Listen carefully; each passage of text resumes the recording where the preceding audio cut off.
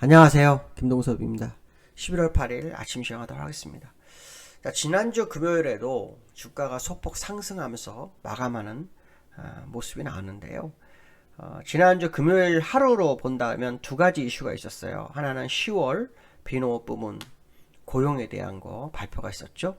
긍정적으로 나왔습니다. 실업률이 약 4.6%가 나왔고 월가 예상치 4.7% 정도였습니다. 53만 1천명 증가를 했는데요. 시장 예상치보다 많았습니다. 시장 예상치는 약 45만 명 정도 되는 상황이었고요.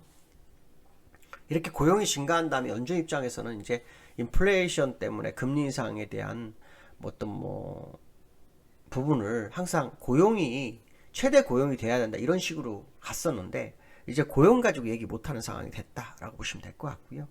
그 다음에 두 번째 이슈가 뭐였냐면 화이자 이슈가 있었어요. 먹는 치료제를 개발했다고 합니다. 완전히 화이자는 코로나 이 시기에 대박을 치는 상황이 됐는데요. 이 먹는 치료제가 입원율하고 사망 위험을 89%를 낮춘다. 뭐 이런 얘기가 있습니다. 그래서 FDA의 사용 신청을 예정이다. 뭐 이런 뉴스가 두 가지가 있었어요. 그 다음에 숨어있는 뉴스가 하나가 있었는데 이게 1조 2천억 달러 인프라 예산안이 의회를 통과됐다라는 부분이었습니다. 저는 사실 미국 시장이 상승했던 이슈를 시장에 나오기로는 고용에 대한 고용이 아니라 기업 실적으로 얘기를 많이 하고 있잖아요. 사실 그거는 부수적이라고 보고 있어요. 저는 1조 2천억 달러 인프라 예산안 통과가, 그러니까 이 부분 진행되던 것이 시장의 기본적 상승 이유고 거기에 실적과 지표가 갖다 붙은 거로 보고 있습니다. 왜냐하면 전 세계에서 유일하게 미국 시장 유동성을 풀고 있는 나라가 미국 하나밖에 없어요. 물론 이번에 지난주 FOMC 회의를 통해서 그 테이퍼링 양적 완화 돈을 풀던 거 테이퍼링을 통해서 매달 1200억 불씩 국채를 매입했잖아요. 그래서 이제 150억 불 줄여나가고 있지만 말이 150억 불 한 달씩 줄인 거지 1조 2천억 달러가 다시 들어오면 그 규모가 더 크잖아요. 그래서 긴축을 유동성을 줄이는 건 줄이지만 재정정책을 통해서 유동성을 다시 투입되는 그 상황이 사실 미국 시장을 끌어올린 거로 보고 있고 거기에 실적이라는 이슈가 시장에 반영이 됐다. 특히 실적은 인플레이션이 왔기 때문에 좋을 수밖에 없는 상황이니까 완전히 이 유동성으로 이렇게 움직이는 그런 상황이라고 판단하고 있어요. 근데 이 유동성에 대한 부분이 이슈가 일단은 지난주 금요일로 끝났단 말이에요. 그러면 이제 시장을 끌어올렸던 기본적 재료가 없어짐으로 인해서 아마 주가 상승이 매우 제한될 수 있지 않을까 뭐 이런 생각을 한번 해봐야 되겠다 이렇게 말씀드리고 싶고요. 지난주 FOMC 회의 결과가 있었어요. 근데 거기에서 이제 금리 인상과 그러니까 FOMC 회의 때 테이퍼링을 하기로 결정이 났는데 이게 금리 인상은 관계없다.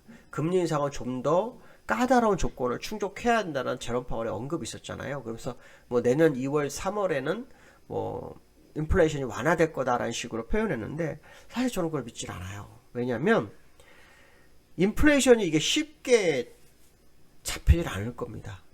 인플레이션이 쉽게 잡히지 않는 게 인플레이션은 서서히 오르거든요. 미국 시장이 예전에 그 금리 인하를 하고 그 양적 완화할 때 인플레이션 2%만 되면 우리는 금리 인사 한다고 했던 사람들이에요. 근데 그 2%를 만드는데 걸린 시간이 정확하게 10년이 걸렸어요. 10년 동안 쌓였던 게 2%인데 보고 있다면 이건 재고가 쉽지가 않아요. 빨리 금리 인상 안 하면 아주 큰 문제를 일으킬 수 있는데요. 이번 주에 발표되는 소비자 물가지수가 굉장히 중요할 거라고 보시면 돼요. 왜냐하면 이번 주에 발표된 소비자 물가지수가 시장 예상치가 전년 대비 5.9%예요. 지난달이 전년 대비 5.4%였거든요. 제가 근데 항상 얘기하잖아요. 6% 넘어가는지 안 넘어가는지 보라고. 6% 넘어갈 소지를 열어두고 봐야 돼요. 만약 6%가 넘어가게 되면 시장이 굉장히 어려울 수 있다는 걸 생각을 해야 돼요. 6% 넘어가게 되면 연준도 더 이상은 이거를 멈출 수가 없을 거다. 인플레이션 때문에 결국 금리 인상을 시도할 수밖에 없는 구조로 갈 거라는 생각을 한번 해봐야 될 것 같습니다. 자, 어쨌든 미국 시장이 정말 좋은 재료가 많아요. 좋은 재료가 많은데 거기에는 유동성이라는 아주 중요한 이슈가 있었던 걸로 저는 보고 있고요. 그것이 지난주 금요일날 해소가 됐다. 일단 마무리 재료는 끝났다라고 본다면 이번 주부터는 이제 개별 기업 실적 하나만 가지고 갈 수 있는 그런 상황은 아닐 거라는 판단을 하고 있습니다. 그래서 미국 시장 이번 주에 흐름을 좀 보실 필요성이 있다라고 말씀드리고 싶고요. 기술적으로 좀 미국 시장을 좀 보면 그 다우 주봉을 보시면요, 여기 1, 2, 3에 걸쳐 있는 모습이고요. 살짝 돌파 시도를 하는 그런 모습이 다우에 나왔고요. 나스닥도 역시 1, 2, 3에 살짝 돌파하는 그런 모습이 나왔어요. 돌파에 대해서 새로운 시세가 나올까요? 글쎄요, 그건 좀 아닐 수 있습니다. 물론 유동성을 투자했지만 이거에 대해 기대 심리로 반영해서 주가를 끌어올렸다면, 이제 그거에 대한 통과가 됐다면 이제는 다를 수 있다라고 판단한다면 이번 주부터 방향성을 좀 한번 우리가 다시 한번 확인하는 한 주가 돼야 되지 않을까, 이렇게 말씀드리고 싶습니다. 자, 두 번째로는요, 이달 말 그 요소수 재고가 바닥이 난다고 합니다. 이게 중국발 품귀 현상인데요. 이게 문제가 어느 정도 주말 내내 나온 뉴스예요. 주말에 계속 나왔었는데, 그러니까 지난주 금요일 이때부터 막 나온 뉴스였는데요.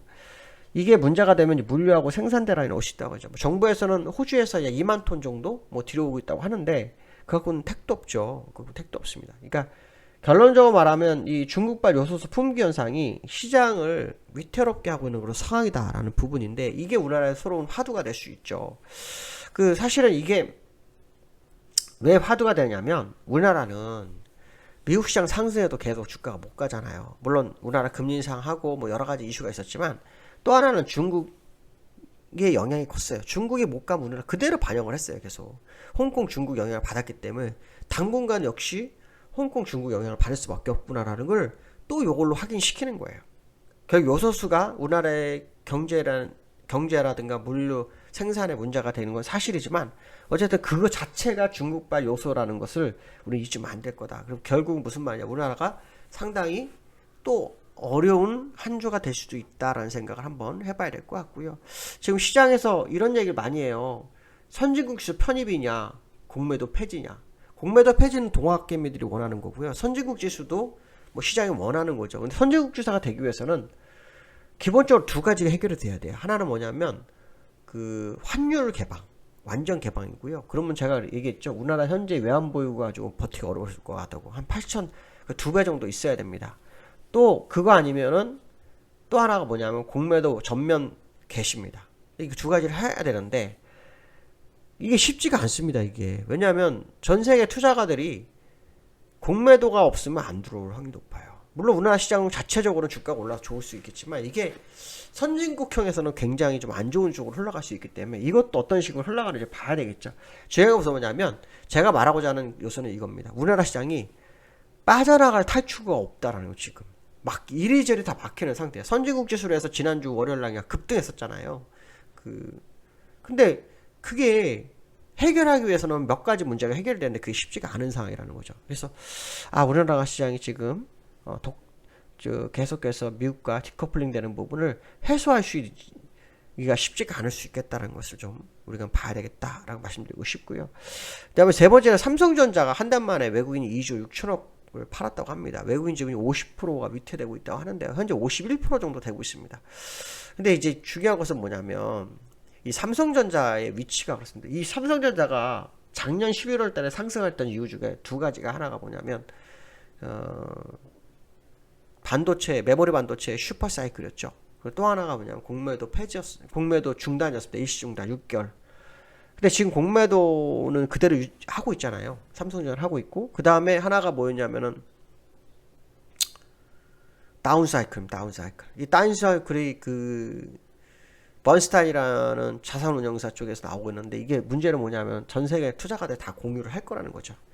그러니까 그래서 지난주 이번 주 계속 정강 후약이었어요. 제가 그래서 그 물량을 팔라고 정강 후약 친 것 같다, 그 생각이 드는 거거든요.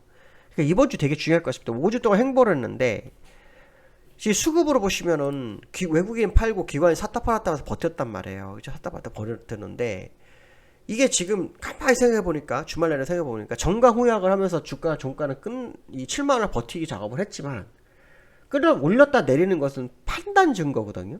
그러면 결국 올릴 생각이 없어서 내리는 거거든요. 그래서 이 수급의 논리로 이번 주 굉장히 좀 중요하게 좀 자리매김해야 되지 않을까. 아시면 삼성전자 우리나라에 차지하는 시가총액 비중이 굉장히 크고, 삼성전자가 흘러내리면 다른 종목도 흘러내릴 수밖에 없는 게 구조적 문제이기 때문에 좀 주의가 필요한 상황이다라는 거. 결국 우리나라 시장이 지금 미국과 디커플링이 될 수밖에 없는 구조적 상태에 있다라는 것 정도는 한번 생각해 봐야 되지 않을까. 특히 이번 주 만기가 있죠. 만기 어떤 모습이 나오는지, 특히 10일 날 발표된 소비자 물가지수가 다음날 우리나라 목요일 날 영향을 미치기 때문에 국내장 만기가 상당히 변동성이 클 수 있다는 생각도 해봐야 될 것 같습니다. 자, 오늘 여기까지 하겠습니다. 감사합니다.